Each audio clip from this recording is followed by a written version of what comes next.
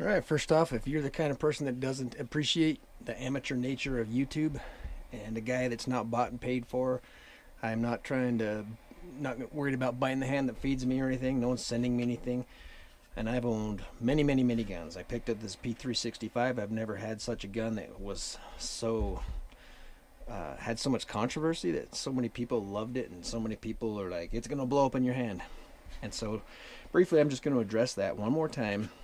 The people that say I can't carry this gun even though it's like perfect in every other way because I can't trust it. Why can't you trust it? Because you watch some big time YouTube channel, specifically military arms channel, because he had one fail on him, and he compiled a list of other people that have had them fail, I guess. And so people are like, I can't trust it, I'm not going to carry it because I can't trust it, I'm going to wait until I can trust it. And my question is, what does that even mean? What gun can you trust? What are your personal experiences that have formed that feeling in you to say, this gun I can trust, this gun's reliable? I admit I've owned guns that are not reliable. I had a GSG 22, couldn't get through a magazine without it malfunctioning. This gun is not the case. This gun has functioned flawlessly, and for most people it has. I think it comes down to if you're a glass is half full or glass is half empty kind of guy, because let's look at that. Let's say, are you saying this gun has a high likelihood of failing you when you need it most? That's why I can't trust it, because it's not going to work. You're not saying that.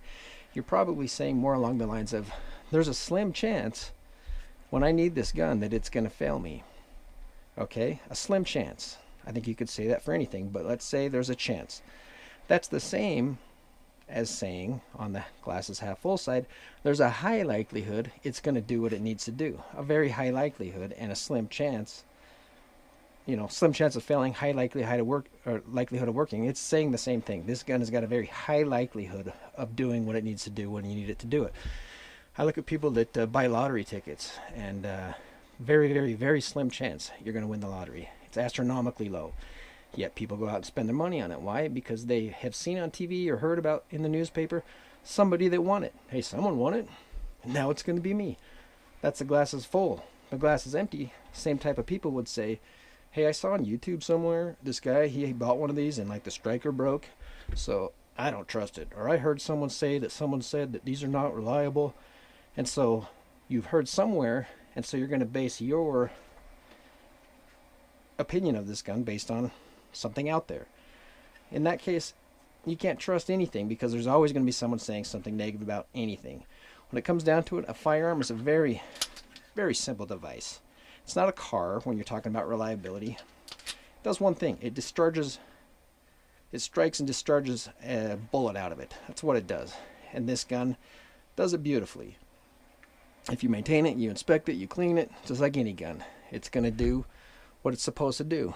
And to demonstrate that, I just made a quick little video, and enjoy watching it. If you don't enjoy it, please comment below and set me straight on why it can't be trusted and why you can trust something else, and what that actually means, that you can trust a firearm. What constitutes that that characterization of a firearm for you.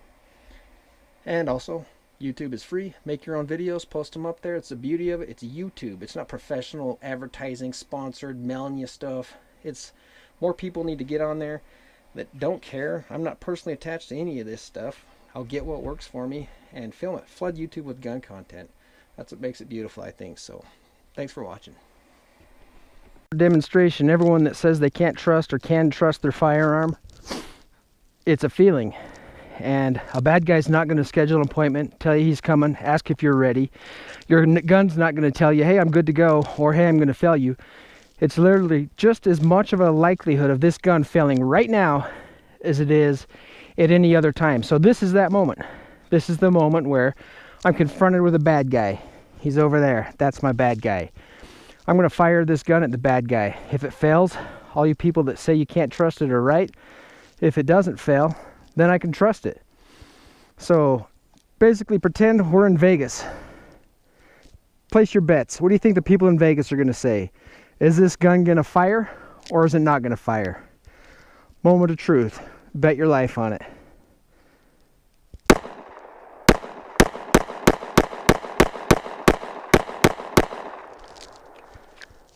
Dead guy. Bleeding all over the place.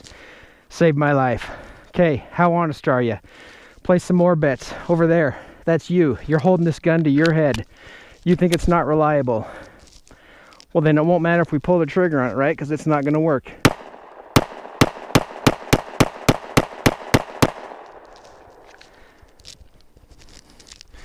Looks like you bet your life on it and you lost. The gun is reliable. It's going to save your life. It's going to stop a bad guy. And it's going to do its job.